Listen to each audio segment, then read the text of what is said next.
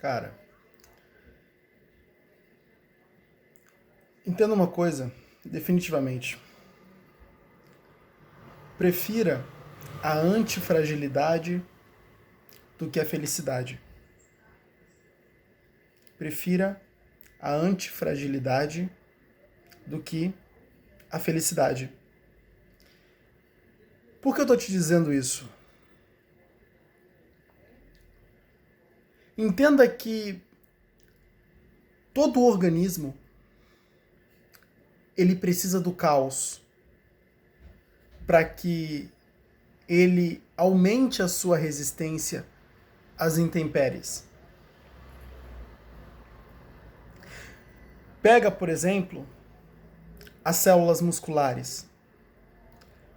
Quanto mais elas são lesionadas, maiores elas ficam. Efeito cujo nome é hipertrofia. O caos que gera a lesão nessas camadas musculares, nesse tecido muscular, ele promove o aumento, a elevação da força desse tecido e da capacidade dele de não ser fragilizado diante do caos.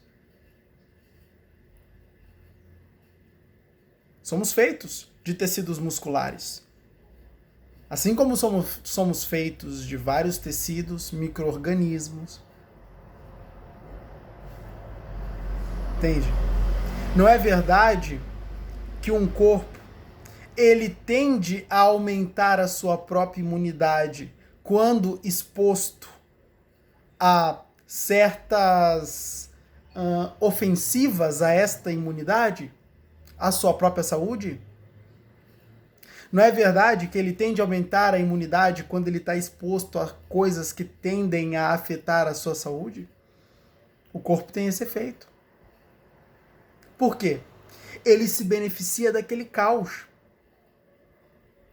E à medida que esse caos ele vai impactando, ele vai basicamente atingindo o corpo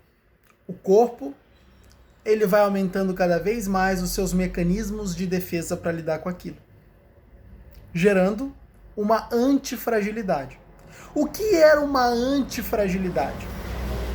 É quando eu me torno averso à fragilidade. É quando eu sou capaz de não ser frágil e facilmente afetado por uma determinada aleatoriedade ou ameaça. Isso torna a minha vida muito melhor. Muito melhor. Por quê? Porque eu não deixo mais de ficar desejando que as intempéries não venham. Por quê? Porque não importa, as intempéries vão vir. As ameaças elas estão aí e elas podem acontecer e isso está fora do seu controle. Não importa isso. Quando eu desejo a felicidade, quando eu vou em busca da felicidade, eu começo a criar uma certa repulsa às adversidades. Eu começo a desejar que elas não aconteçam. Eu começo a de uma certa forma, não querer que o caos ele se manifeste na minha vida, sendo que o caos é necessário. Mesmo sendo ruim, mesmo gerando desconforto, ele é necessário. Porque se não fosse pelo caos, não haveria possibilidades do teu próprio organismo criar uma certa... desenvolver, né, uma certa força para lidar com os outros caos que virão. É no momento que a gente passa pelo caos é que a gente gera antifragilidade.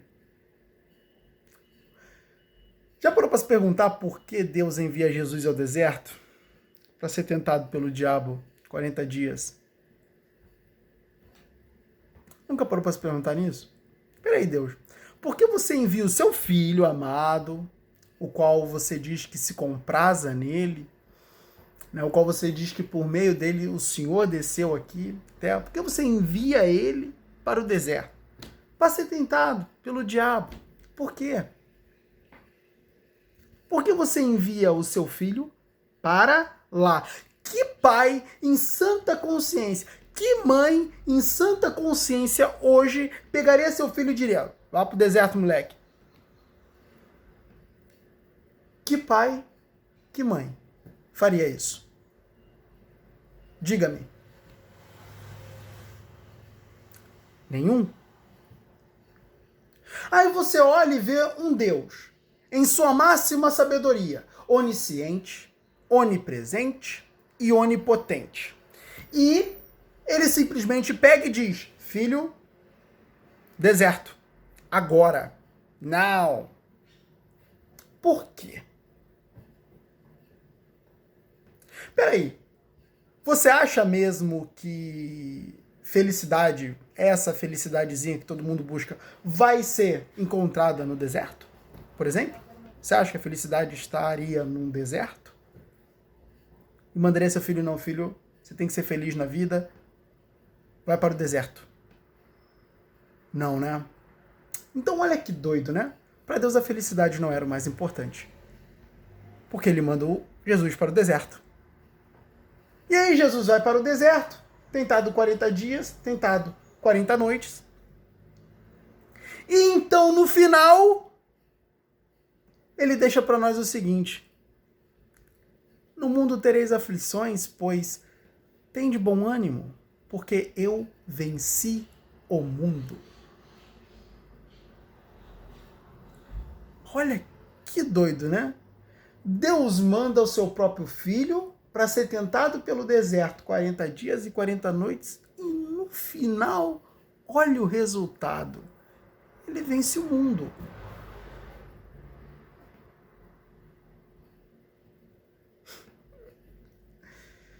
E se você for olhar a história de Jesus Cristo, né, certamente ele foi o ser que teve a melhor vida nesta terra. A melhor vida nessa terra. Exemplo para todos os homens e mulheres também.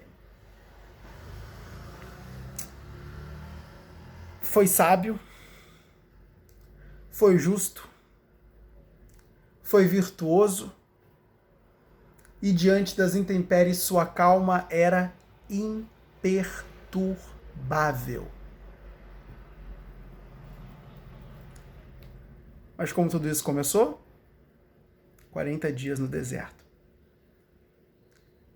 Mas será que o deserto é lugar para ficar com uma bebidinha deliciosa em cima de uma mesinha e uma cadeira, daquelas que você reclina e fica exposto ao sol no máximo conforto, assim, ó, tiradão lá, maravilha? É o deserto é uma maravilha.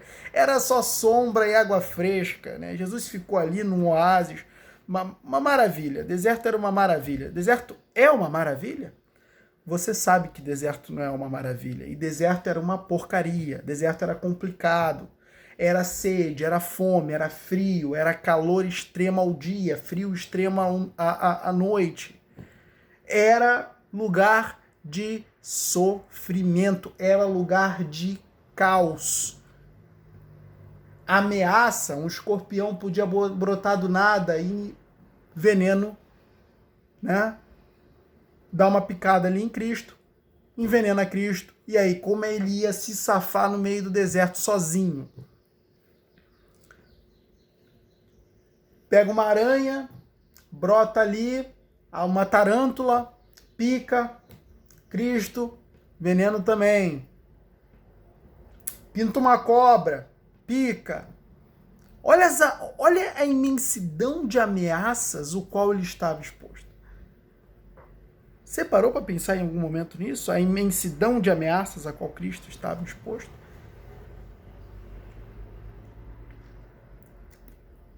Logicamente, nenhuma dessas ameaças, de fato, se concretizaram em sua realidade, mas ele estava exposto a isso. E aconteceu que ali, no deserto, Cristo desenvolveu a antifragilidade. Foi nessa exposição ao sofrimento, à escassez, à penúria, às dificuldades, ao frio extremo, ao calor extremo, à insolação. Foi a exposição a essas dificuldades que tornou Cristo capaz de vencer o mundo, que tornou Cristo resistente às intempéries da vida, que tornou Cristo antifrágil, ou seja, aquele que não é frágil, mas que suporta todo o impacto das condições externas a ele.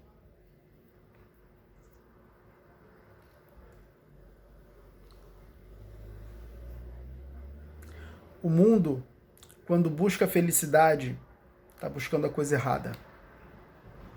O que o mundo deveria de buscar era a antifragilidade.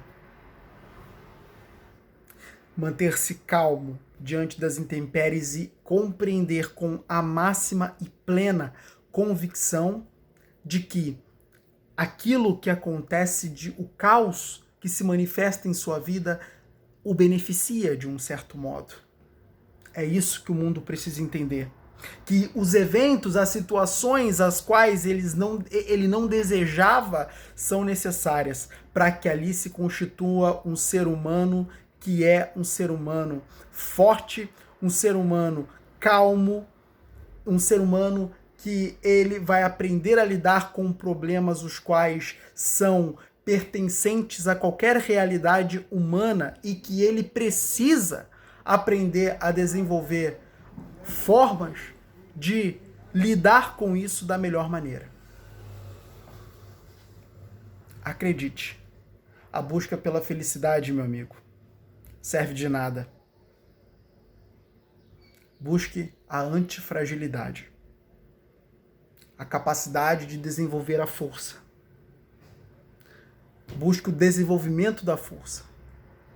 E isso vai, por si só, conduzir você a uma vida muito melhor, aonde, independente daquilo que aconteça e que você não tem controle nenhum, por isso que não tem nem que se preocupar com isso, o que você não controla pode acontecer a qualquer momento.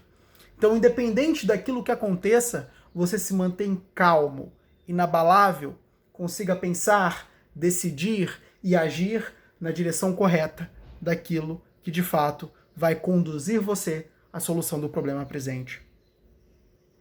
É só isso, cara. É só isso. Seja antifrágil. Esquece essa baboseira de felicidade.